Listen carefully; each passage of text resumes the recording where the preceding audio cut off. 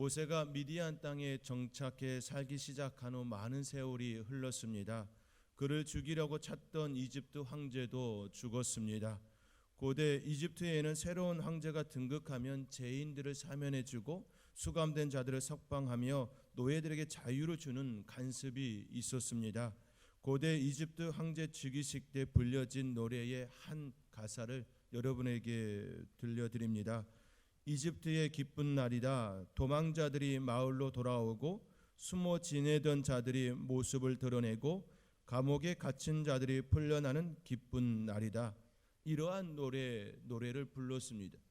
결국 이집트의 기쁜 날로서 도망자들이 마을로 돌아오고 숨어 지내던 자들의 모습을 드러내고 감옥에 갇힌 자들이 풀려나는 그런 기쁜 날이라고 노래했던 것이지요. 이스라엘은 새로운 왕이 등극함으로써 이러한 기대감, 새로운 기대감이 그들에게 있었을 것입니다. 도망간 자들이 또 노예로 고생하는 그 일들로부터 조금 더 나은, 좀 더 편한 그런 삶을 살 수 있을 거라고 하는 기대감이 그들에게 있었을 것입니다. 그러나 그들에게는 더한 고통과 고난이 임하게 됩니다. 더 이상 견딜 수 없었던 그들은 울부짖기 시작합니다. 그러한 때에 하나님께서는 모세를 부르셨습니다. 모세를 부르신 그 하나님이 어떤 분인지 오늘 함께 생각해 보고자 합니다. 우리가 3장의 말씀은 보편적으로 모세의 소명장 이렇게 접근하지요. 모세의 소명에 대하여 먼저 우리가 알기 전에 그를 부르신 우리 하나님이 어떤 분인지를 먼저 알기를 원합니다. 우리 하나님은 이스라엘을 구원하신 그 하나님이시고 또 그 하나님은 모세를 부르신 하나님이십니다. 모세를 부르신 하나님이 바로 우리의 하나님이시기에 그분이 어떤 분이신지 우리가 할 때에 우리 하나님께 더욱더 가까이 갈 수 있는 축복의 사람들이 우리가 되어질 줄 믿습니다. 첫째로 우리 하나님은 들으시는 하나님이십니다. 우리 하나님은 어떤 분이십니까? 우리의 고통의 소리를 들으시는 하나님이십니다. 하나님은 높은 보좌에 계십니다. 그렇다고 하여 우리와 상관하지 않는 분이 아니십니다. 우리에게 귀를 기울이시고 우리의 음성을 들으시는 그러한 하나님이십니다. 어려움을 겪는 이들의 고통의 소리가 참으로 많이 들려옵니다. 최근에 코로나 바이러스로 인하여 거리가 한산하고 장사가 안 돼서 울고 있는 이들의 탄식 소리가 더욱 퍼지는 듯합니다. 졸업 시즌이 되면 꽃다발과 선물, 학교 주변 식당들이 사람들로 몰려와 대목을 보는 시간인데 코로나 바이러스로 인하여서 졸업식이 연기되거나 취소되어지고 축소됨으로 인하여서 식당이나 꽃집이 파리가 나는 그런 형태가 되고 있습니다. 이때를 위하여 농가들이 꽃을 재배하고 돈이 들어오기만을 그렇게 고대하였는데 농가들마다 고통의 소리가 들려옵니다. 시기에 맞춘 농작물이기 때문에 농부들의 탄식 소리는 절망의 소리로 바뀌는 듯합니다. 코로나 바이러스가 아니어도 불경기여서 가뜩이나 힘들어하고 있는데 엎친 데 덮친 격으로 더욱 힘든 시간이 되었습니다. 이런 모습은 장사하시는 분들만의 문제가 아닌 듯합니다. 육신의 질병으로 고통하고 있습니다. 왜 이런 질병이 나에게 생겼는가? 내가 뭐가 그리 잘못한 삶을 살았다고 이런 모순 질병이 우리 가정에 나에게 또 일어났는가? 탄식하는 소리가 또 들려옵니다. 좋은 학교를 졸업하고도 취직이 힘들어 아우성치는 우리의 젊은이들이, 우리의 청년들이 있습니다. 그들의 탄식 소리 또한 들려옵니다. 무능한 것도 아닙니다. 게으른 것도 아닙니다. 많은 시간을 투자하여 공부하였습니다. 그리고 졸업도 하였습니다. 그러나 사회적 구조적 문제와 맞물려서 취업이 더욱 힘들어 괴로워하는 청년들, 그 청년들이 점점 늘어나고 있음을 부정할 수 없는 시기에 우리가 살고 있습니다. 사회는 무한 경쟁 구도로 바뀌어서 하루가 다르게 변하고 그 속에서 스트레스 받으며 힘들어하며 괴로워하는 우리의 직장인들, 우리의 가장들이 또 있습니다. 더 이상 버티기가 너무 힘들다고 정신적으로 육체적으로 괴로워하고 있는 우리의 가장들, 그들을 또 생각하게 됩니다. 우리 하나님은 이 모든 소리를 들으신다라고 말씀하고 있습니다. 홀로 눈물 흘리며 남몰래 이불을 적시는 그 신음소리, 가족들에게, 아내에게, 자녀들에게 보여줄 수 없어서 혼자 홀로 눈물을 훔치는 그 소리를, 그 신음소리를 우리 하나님께서 들으신다라고 오늘 말씀하고 계십니다. 우리 하나님은 결코 우리의 고통과 부르짖음을 예면하지 않으십니다. 오늘 23절 24절의 말씀에 이렇게 기록되어 있습니다. 여러 해 후에 애굽 왕은 죽었고 이스라엘 자손은 고된 노동으로 말미암아 탄식하며 부르짖으니 그 고된 노동으로 말미암아 부르짖는 소리가 하나님께 상달된지라. 하나님이 그들의 고통 소리를 들으시고, 우리 하나님께서 들으신다라고 말씀합니다.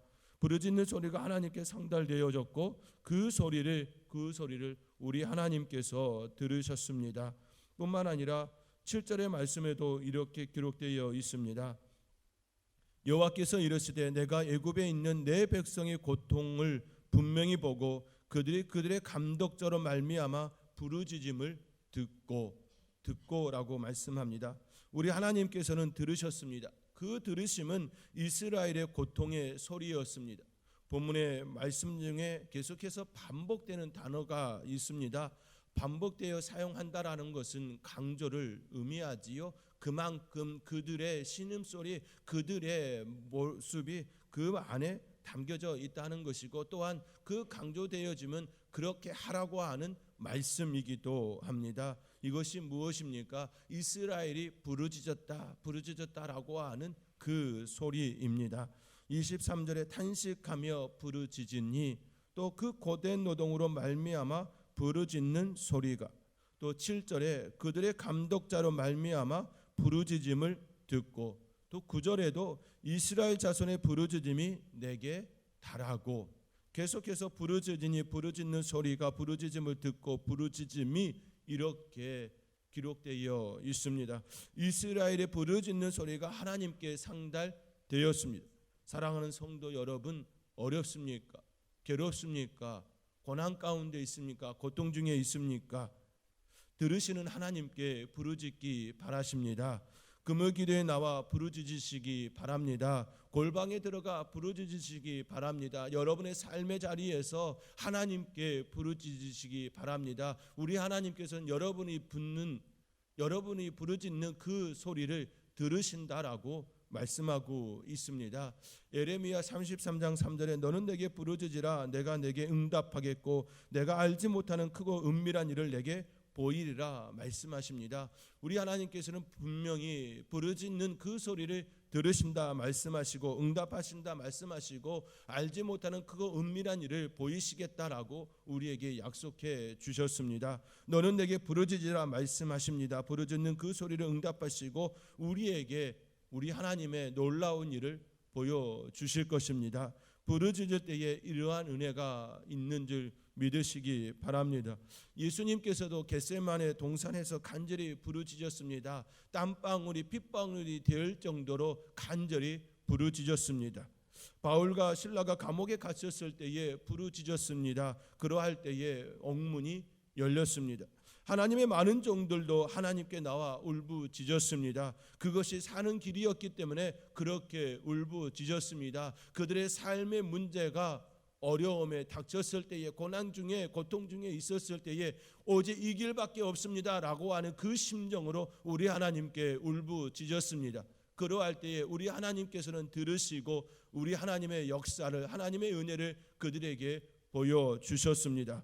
힘들고 괴로울 때에 홀로 눈물 훔치지 마시고 성전에 나와 하나님께 부르짖으시기 바랍니다. 그러할 때에 우리 하나님께서는 여러분의 그 기도를 들으시고 응답하여 주십니다. 여러분이 알지 못하는 은밀하고 크고 놀라운 그 일들을 우리 하나님께서 보여주실 것입니다. 그 마음으로 그 믿음으로 나와 우리 하나님께 울부짖는 저와 여러분이 될 수 있기를 주님의 이름으로 권면드립니다. 둘째로 우리 하나님은 기억하시는 하나님이십니다. 인간과 하나님의 차이가 있다고 한다면 약속을 지킨다는 것입니다.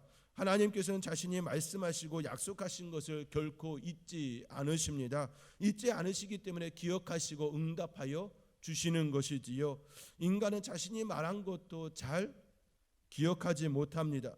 심지어 아침에 한 일도 아침에 말한 것도 기억하지 못할 때가 있습니다. 그러한 존재가 1년 전에, 5년 전에, 10년 전에, 15년 전에, 20년 전에, 30년 전에 한 그 말들, 그 일들을 다 기억하지 못하지요. 기억하지 못하기 때문에 또 지키지 못하는 모습들도 있는 것입니다.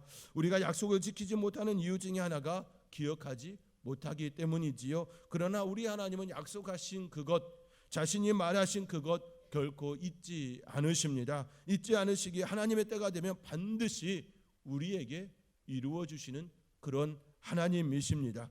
왜냐하면 우리의 하나님은 우리를 사랑하시기 때문입니다.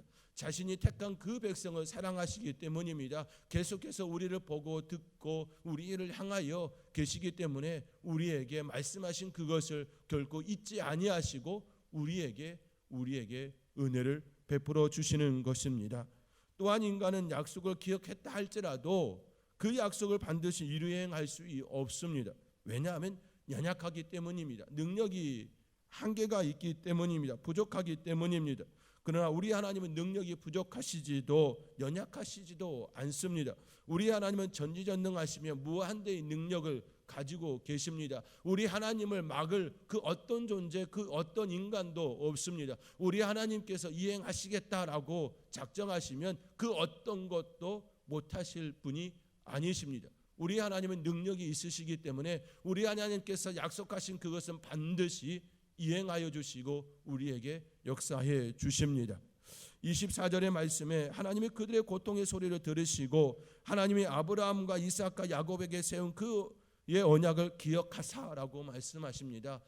우리 하나님은 이미 그들의 조상들에게 약속하신 그것을 기억하셨다라고 말씀하십니다. 또 25절에 하나님이 그들을 기억하셨더라라고 말씀하고 있습니다. 아브라함과 이삭과 야곱에게 세운 그 언약을 기억하시고 모세를 부르셨습니다. 고난 중에 있는 그들을 구원하시기 위하여서 하나님께서는 모세를 부르셨습니다. 하나님께서는 모세를 물에서 건지시고 이집트 왕자로 살게 하셨습니다. 하나님께서는 모세를 이집트 왕자로 살게 한 이후에 또 광야의 삶을 살게 하셨습니다. 그리고 그때가 되어져서 그들을 다시금 이집트로 보내서 이스라엘 구원하는 하나님의 지팡이로 사용하시기 위하여 그를 부르시고 보내셨습니다. 이것이 우리 하나님께서 이스라엘을 부르시고 은혜를 더하여 주시는 모습입니다. 이 모든 것들은 다 우리 하나님께서 자신이 하신 그 약속을 기억하셨기 때문입니다. 사랑하는 성도 여러분, 하나님께서 여러분들에게 약속하셨습니다. 말씀으로 약속하셨습니다. 66권의 말씀으로 약속하셨습니다. 그 말씀을 지금도 여전히 이행하시고 계십니다. 왜냐하면 여러분들을 사랑하시기 때문입니다. 여러분들을 사랑하시고 계시기 때문에 여전히 기억하시고 그 말씀을 이행하고자 지금도 여러분을 향하여 보고 계십니다. 그 은혜를, 그 하나님을 바라볼 수 있는 저와 여러분이 될 수 있기를 주님의 이름으로 축원드립니다. 셋째로 우리 하나님은 내려오시는 하나님이십니다. 기독교와 타 종교와 차이점이 무엇인지 아십니까? 구원의 차이입니다. 구원을 자력으로 얻느냐 타력으로 얻느냐의 차이입니다.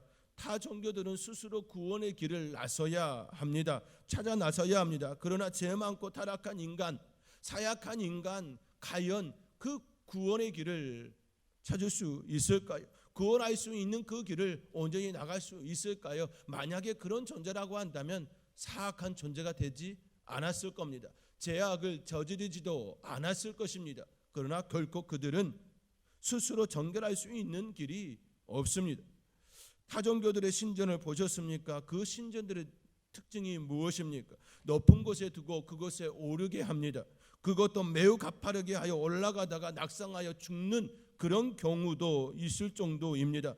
고뇌하며 찾아오라는 것이지요. 세상의 방법과 인간의 방법은 바로 이러한 방법을 취하고 있습니다. 고뇌하면, 번뇌하면, 고난 가운데 그런 고통 중에 있으면 그들에게 정화의 능력이 있을 거라고 그렇게 생각하고 있는 것입니다. 그렇게 한다고 과연 우리 안에 정함이 일어날 수 있을까요? 우리 안에 추한 모습이 사라질 수 있을까요? 절대 그럴 수가 없습니다. 그렇기 때문에 우리 하나님께서는 찾아오시는 것입니다. 우리 하나님은 우리의 존재를 너무나도 잘 알고 있기 때문에 찾아오셔서 우리에게 은혜를 주시는 것입니다. 우리 하나님은 낮고 낮은 천한 자리로 오셨습니다. 7절의 말씀입니다. 여호와께서 이르시되 내가 애굽에 있는 내 백성의 고통을 분명히 보고 그들이 그들의 감독자로 말미암아 부르짖음을 듣고 그 근심을 알고 8절입니다. 내가 내려가서 우리 하나님께서는 내려오셨습니다. 복음은 내려오는 것입니다. 복음은 찾아오는 것입니다. 복음은 우리의 삶의 자리로 찾아오시는 것입니다. 고난의 자리, 고통의 자리, 어려움의 자리, 제약의 자리, 사악한 인간의 자리로 찾아오시는 것입니다. 힘들고 낙심하고 고난 가운데 있는 우리의 삶의 자리로 찾아오시는 것입니다. 내려오셨습니다. 예수님은 하늘 보좌에 계속 계시지 아니하시고 가장 낮고 낮은 구유로 내려오셨습니다. 그리고 모든 인간들을 위해 십자가에서 죽임을 당하셨습니다. 죄 많은 인간들을 위하여 친히 인간의 자리, 그 자리로 내려오셔서 우리에게 은혜를 더하여 주셨습니다. 무엇이 부족하여 그분이 내려온 것이 아닙니다. 이미 모든 것들을 다 가지셨습니다. 그럼에도 불구하고 우리를 사랑하셔서 인간을 구원하시기 위하여서 이 땅 가운데로 내려오셨습니다. 우리의 삶의 자리로 내려오셨습니다. 사랑하는 성도 여러분, 하나님은 내려오셨습니다. 우리의 삶의 자리로 내려오셨습니다. 그리고 만나주시고 고쳐주시고 싸매주시고 어루만져 주십니다. 그리고 우리를 구원하여 주십니다. 여러분의 삶의 문제 가운데에 우리 하나님께서는 찾아가 주십니다. 내려와 주십니다. 그리고 여러분에게 말합니다. 나와 함께 걷자라고, 나와 함께 그 은혜를 누리자라고, 내가 너를 위하여 십자가에서 나의 모든 것들을 주었노라고, 친히 그 모든 것들을 감당하였노라고 말씀하고 계십니다. 사랑하는 성도 여러분, 여러분의 문제를 그분 앞에, 여러분에게 찾아오신 그분 앞에 내려놓으시기 바랍니다. 그것이 여러분이 사는 길이고 우리가 사는 길입니다. 하나님께서는 엘리야가 바알과 아세라 선지자를 멸하고 이세벨에게 쫓겨 로렌나무 아래에 기진하였을 때에 우리 하나님께서는 찾아가 주셨습니다. 구운 떡과 물을 먹여 주셨습니다. 그리고 다시금 그가 나서서 하나님의 사랑에 이룰 수 있도록 그에게 힘을 공급해 주셨습니다. 혈기왕성하여 그리스도인을 죽이려고 담메색으로 향하는 바울에게도 찾아와 주셨습니다. 그리스도인들을 죽이려고는 죽음의 사람을 생명을 살리는 사람으로 살리기 위하여서 그렇게 살 수 있도록 우리 하나님께서는, 부활의 주님께서는 그를 찾아와 주셨습니다. 군중에 가로막혀 나무에 올라간 세리 삭개오에게도 찾아오셨습니다. 그에게 말씀합니다. 내려오라고, 삭개오야 내려오라고 말씀합니다. 그리고 그의 집으로 찾아가 주셨습니다. 그 당시 바리새인들은 세리와 죄인의 집에 가지 않았습니다. 함께 먹지도 않았습니다. 함께 앉지도 않았습니다. 그러나 우리 하나님께서는 그곳에 가셨습니다. 함께 먹고 함께 하나님의 은혜, 하나님의 말씀을 나누어 주셨습니다. 우리 하나님께서는 친히 찾아와 주십니다. 내려오셔서 우리와 함께 하시고 우리와 함께 은혜를 나누자라고 지금도 여전히 말씀하고 계십니다. 우리 예수님은 우리의 아픔의 자리에 찾아오십니다. 눈물이 있는 곳에도 찾아오시고 죄가 있는 곳에도 찾아오시고 타락한 우리 인간에게도 여전히 찾아와 주십니다. 우리 하나님은 내려오신 분이십니다. 타 종교는 자신의 힘으로 능력으로 찾아가는 신들입니다. 그러나 우리 하나님은 찾아오시고 내려오신 그런 하나님이십니다. 지금도 여전히 여러분을 향하여 내려오셔서 말씀하고 계십니다. 여러분의 마음의 문을 두드리고 계십니다. 문을 열어달라고, 함께 구원의 은혜를 나누자고, 기쁨의 삶을 살자고 함께 말씀하고 계십니다. 여러분의 문을 두드리시는 그 예수님, 그 예수님의 음성을 들으시고 여러분의 문에 마음의 문을 활짝 열으시고 그 문을 맞이하시기를 주님의 이름으로 권면드립니다. 넷째로 우리 하나님은 건져내시는 하나님이십니다. 8절 말씀에 내가 내려가서 그들을 애굽인의 손에서 건져내고 라고 말씀하시지요. 우리 8절의 말씀 우리 함께 읽겠습니다.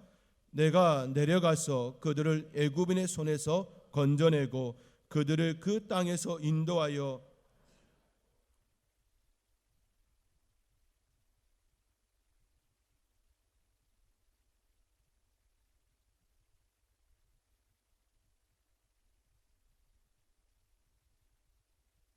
그렇습니다. 우리 하나님은 내려오셔서 건져내시는 분이십니다.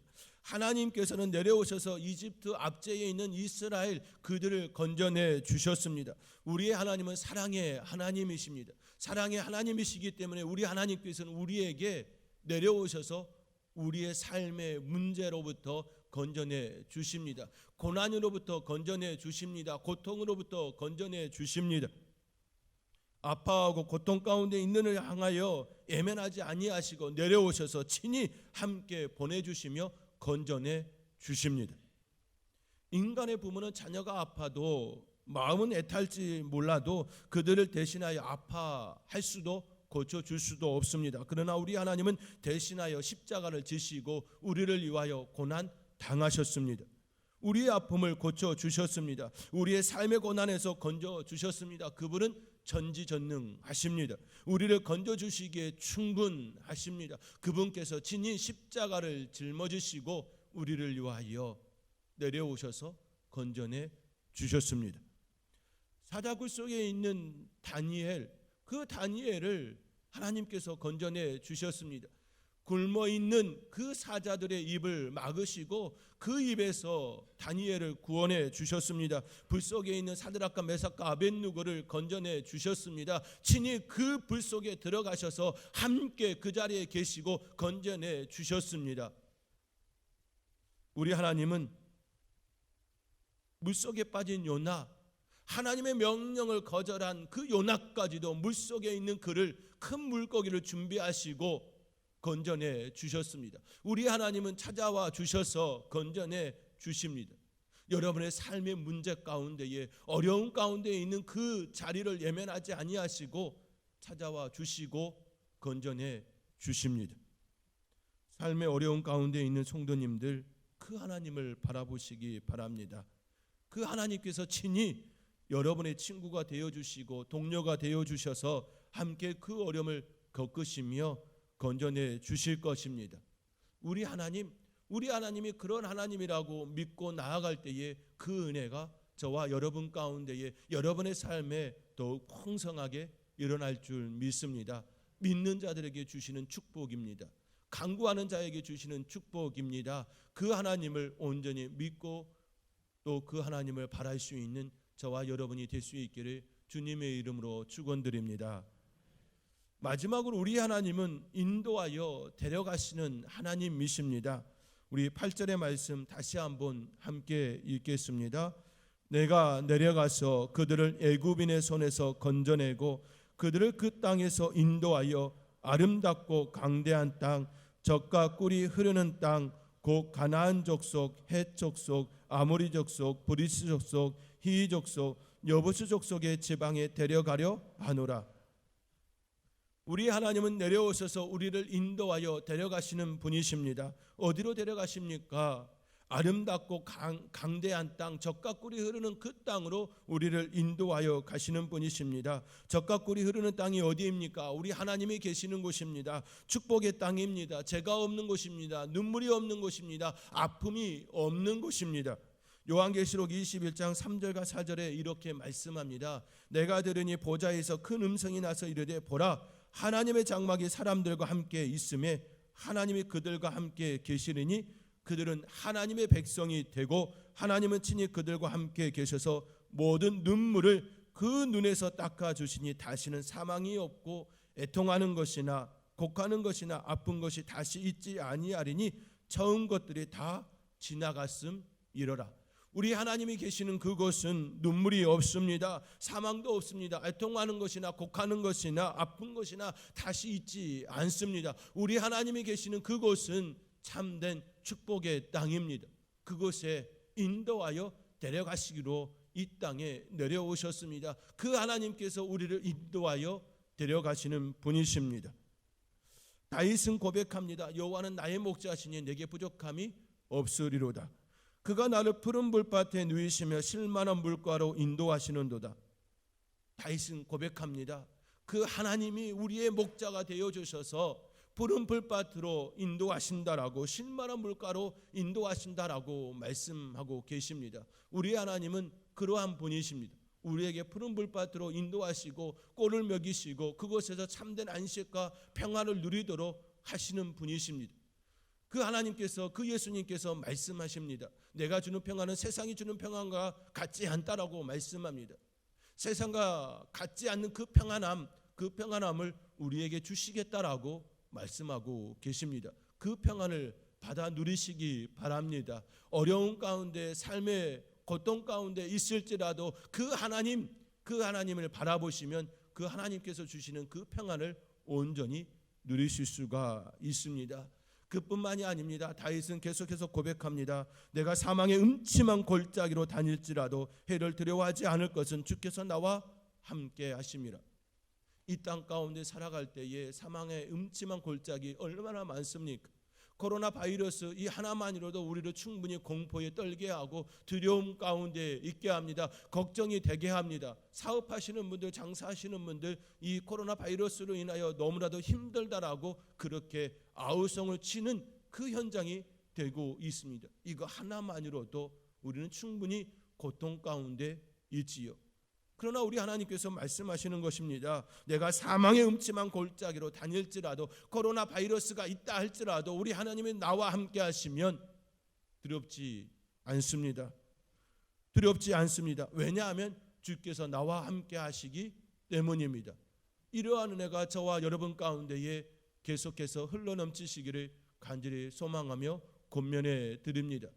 그 하나님, 이러한 하나님을 여러분의 삶의 자리에서 경험하시기 바랍니다. 삶의 자리에서 우리 하나님이 이런 분이심을 또 만나시고, 그로 인하여서 한 주간의 삶을 승리하시고 돌아온 주일에 승리하였노라고, 그분을 만났노라고, 그분이 나에게 찾아오셨노라고, 내가 그분과 동행했노라고 그렇게 고백할 수 있는 복된 한 주간의 삶이 되시기를 주님의 이름으로 축원드립니다. 기도하겠습니다.